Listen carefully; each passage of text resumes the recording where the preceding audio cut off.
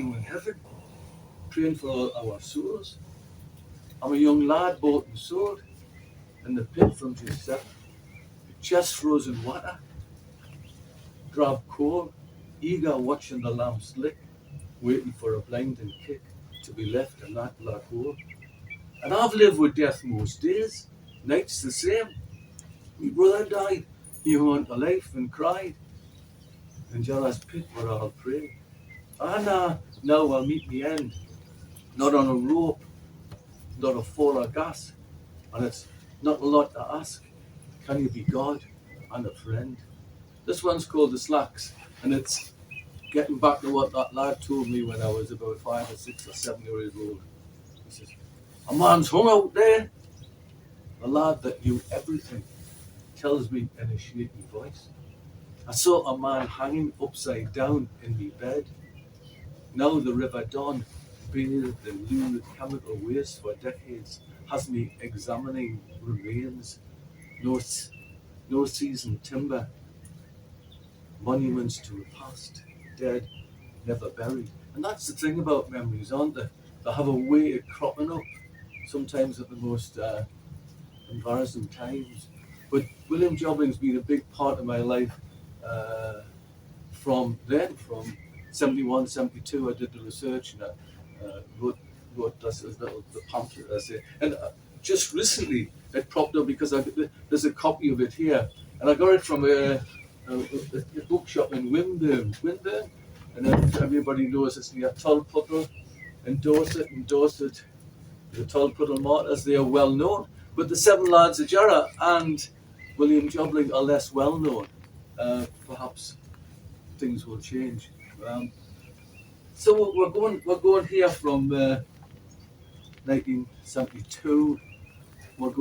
I go back, and I'm going a little bit further forward. My Uncle Johnny was on the Jarrow Crusade, October 1936. 200 men from Jarrow marched the 300 miles to the House of Parliament, to London, to complain that the deprivation that occurred in Jarrow because of the closure of Palmer's Shipyard. Palmer's Shipyard, which ran from the pedestrian tunnel all the way up to heaven and employed virtually everyone in the town. And it was closed by the NSS, the National Shipbuilding Securities, in 1932. It wasn't closed by bankruptcy.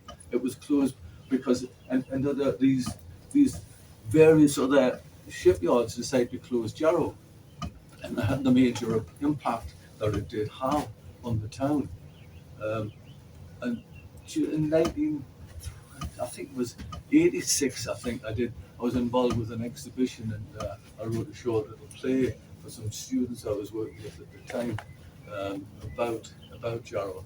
And the major person that people, going back to 76, I interviewed the major players in the Jarrow Crusade, Joe Simons and company, and talked to them about the crusade.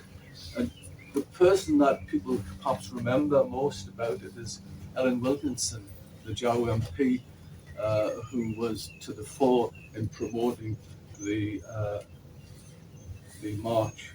And as I struggle through here trying to find the right poem, this poem uses not only what she said in Parliament, but what I feel about it as well, called The Monument. Jarrow Shipyard, this is Ellen Wilkinson in House of Commons. Jarrow Shipyard Palmer's was closed by the cartel of the National Shipbuilding Securities in 1933, which led to the mass unemployment and the Jarrow Crusade of 1936. That's Jarrow's MP, Ellen Wilkinson, speaking in the House of Commons in 1936. Today is mixed with yesterday. Pathé news becomes flesh and blood. Men with Charlie Chaplin trousers return to where they once stood. In the Jarrow area, there's 72% unemployment. In Jarrow, the town percentage is nearly 80%. Jarrow must be made a special occasion. Jarrow is the victim of ruthless rationalisation, which has been backed by the government. Uncle Johnny gave me his badge. I see him on the Edgware Road, marching in rain-soaked Macintosh, and now tears sticking me throat. They presented their petition. Jarrow's mare dropped his heavy chain. Wasn't defiant as he told me. It was a slip. I'd do again. Is the President of the Board of Trade aware that the government's complacency is regarded throughout the country as an affront to the national conscience? Some shed bitter tears, railed. We're being sold down the Thames. Has to be more. Can't be just this. Is this how our battle ends? On Guy Fawkes, they came home by train, knowing their place, third-class single. Handed them cheap suits and chairs, still their pockets didn't jingle. In St. Paul's Cathedral, there's a monument to Sir Christopher Wren, which reads, "If you seek a monument, look around." If the Attorney General wants to see a monument to the capitalist system that he is so proud of, I will take him to Jarrow and show it to him.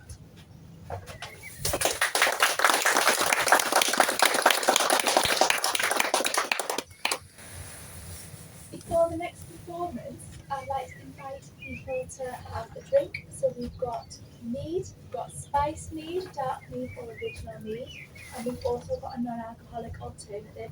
So if you would like to make your way up to our little mead. I haven't finished, by the way. I'm sorry about that. That's all right.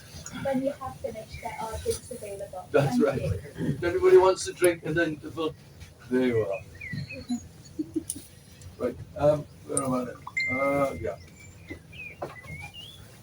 The more recent sort of events tied in with Jarrow has been the closure of the shipyards. The shipyards were, the main employer for so many people in the area. And by the 1980s, the shipyards had closed south of the Tyne. By the 1990s, the same had applied to shipbuilding north of the Tyne. This is Jody, and this is like so many of my mates who worked in the shipyards. Found themselves unemployed and worked all throughout the world. I mean, Marty, a friend of mine, worked in Nigeria, and he got there, and they said he took some of his tools and some of his various sort of potions, as it were, and they said they were drugs, and he was essentially, it was a corrupt society, and what they were doing was getting Shelmex, who he worked for, to come and pay £1,000 for him to go through immigration. But so this is Jody. Jody's on a train, Newcastle King's Cross, bag of dirty clothes, head battered with loss. Wife's on the rantan and hitting the drink. It could be another man, he starts to think. He aims to forget, cans evaporate. And empties clatter like sheep at a gate. A Geordie fugitive chasing the work. Things don't change, it's a never-ending search. When Durham gloriously appears, her text drones out, we are in arrears. He's been here before, Stevenage or Slough, shitty B&B's, landlady's a cow. The bairns forget him, he's sad and alone. He tells his tale and tries not to moan. Geordie fugitive, chasing the work. Things don't change, it's a never-ending search. He dreams he's always on this train, and he wakes with a chop, time and again. The baby's asleep and the bow snows. We all get lost in the train's gentle roll. Geordie wants to cry as he weaves his name, the lip of his cannon on the window pane. A Geordie fugitive chasing the work. Things don't change, it's a never-ending search. He's on a journey, running out of steam, looking for answers, believing in dreams. A better life, a few pints and time to kill. The drunk screams, the last of his beer spills. Defeat's in the air and runs through every day. As the time's life, as washed out dreams pass the time's life away. A Geordie fugitive chasing the work. Things don't change, it's never. I'll finish off with a couple of prose pieces. I think about 10, 11 years ago, we did a show called Men of the Time, which toured the northeast with it, some songs and rereading some short stories. And so this was talking to guys that had worked on the river, the riveters, the shipwrights, the welders, whatever it may be. This is the riveter. People say being a riveter makes you deaf. You can't see me, son. I'm not shouting. Anyway, at one time, every ship in the Tyne was riveted. I've heard this before. How many bolts are there on the Tyne Bridge?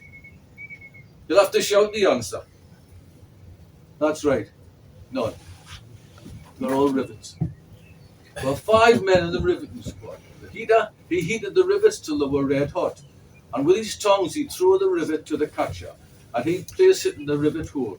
Then the holder on would back up the rivet, and the 2 riveters, one left-handed, one right-handed, would hammer the rivet. 4 men working as one. I was in some great riveting squads. Then they started welding the ships and didn't need us. My son's a welder. They took my work. More and more ships were welded.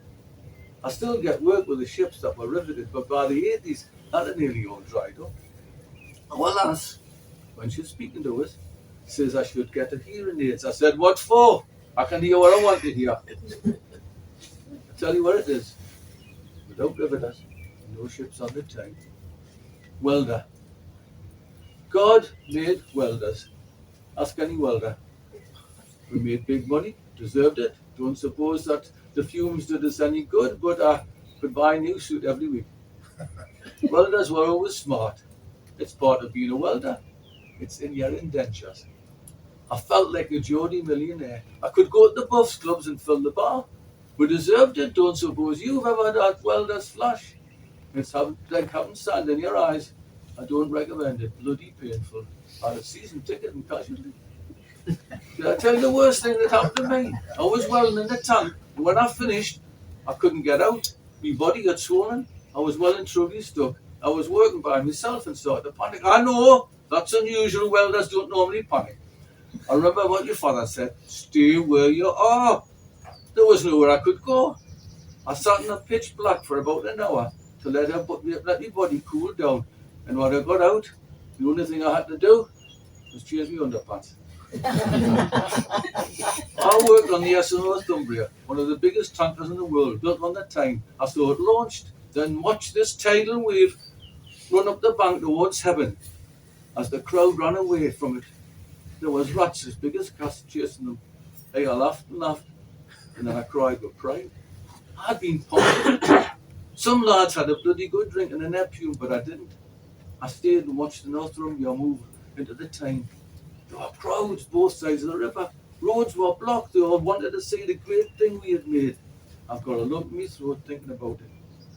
When you were a welder, you always had somebody want you to do a bit welding for them. One lad brought me in his Ford Fiesta to weld, carried it in his haversack, bit by bit. Mind, I saw one lad collapse outside the gates at Leslie's. It was 4:30 and every bugger ran over him. The gateman, the first aid man, couldn't run out to give him a hand. They couldn't lift him up. He had that much copper pipe and wrapped down his body. I'll tell you what it is. Without welders, no ships on the Tyne. I'll finish off with this anyway. Thank you very much. And it's lovely sort of environment, isn't it? Yeah, it is nice, isn't it? You couldn't get a nicer bunch of people. You know, that's almost human. No, all joking aside, they are. Right, okay, I'll finish off with a shipwright. And I'm thinking of one guy in particular who really was a nice guy. Apart from one trade, shipwrights are the oldest profession. From Noah, there have been ships, and the men who built them have been shipwrights. We're there from start to finish, working on the templates in the shipwright's loft to the launch and fitting out of the ships. Launch days were very important. We had to prepare the launch ways under the vessel by splitting out the wooden cabin pieces with Yamara. And then, when the triggers are released, the ship should slide gracefully into the Tyne. It could be dangerous under the ship, Splitting out was hard. We had to hammer big steel wedges into the blocks under to the ship so the ship would settle on the launchways. You had to completely trust your mother when you were building the winch, when you were holding the wedge. One slip and you could break your hand. Don't forget, it's not the last hole in the bottle at the ship that puts her in the river. It's the shipwrights. And I tell you what it is, without shipwrights, no ships on the land. Thank you very much.